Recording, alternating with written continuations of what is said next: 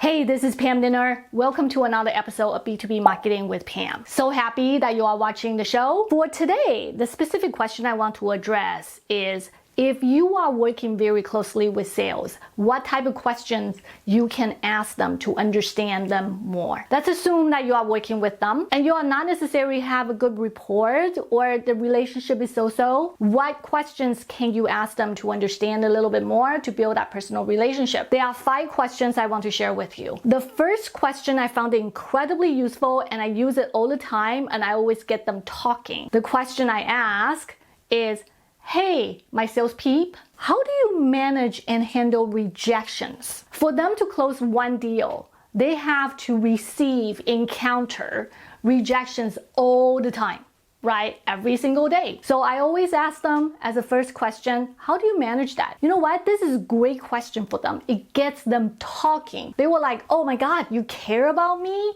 You care about that I get daily rejection? You are actually thinking about and share with me or talking with me in terms of how I manage it? Great. The next things that you can ask naturally is, hey, for all the rejected leads, should they come back to marketing? And should we nurture them? Why or why not? Right? That's another question that they can share their perspective based on the reason or causes of rejections and what they think that marketing should do. And again, I give you directions in terms of how you can segment, your marketing outreach for the rejected leads. The third question I usually ask them is, now you are talking to me about the rejections.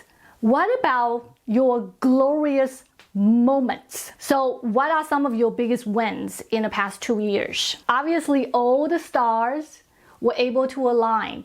So what did you do to make that happen? So that again give you some insights in terms of what they did right. And that will give you some ideas in terms of how to support them.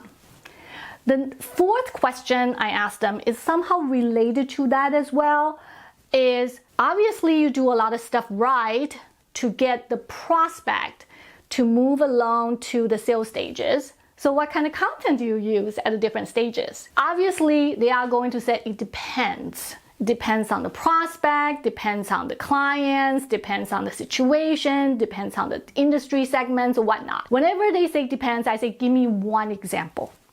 Just give me one scenario and tell me in terms of for that specific scenario, what content you use or do you use at the different sales stages. Number 5 is the last question I usually ask them. If you do like a 30-minute one-on-one, this is a great question to end the conversation.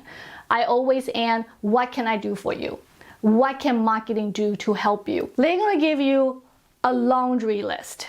They can't stop. It was like, oh, you should do this, you should do that. Great. That doesn't mean you have to do every single one of them.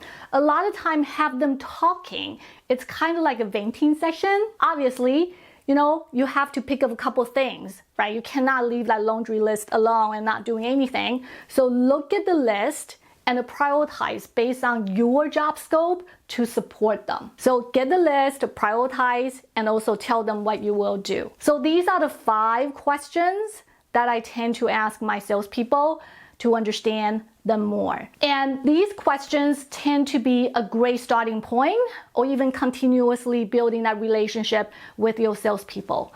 Give it a try and let me know what you think and how does that work for you. If you like the episode, please subscribe and I will talk to you next week. Thanks a lot. Bye-bye.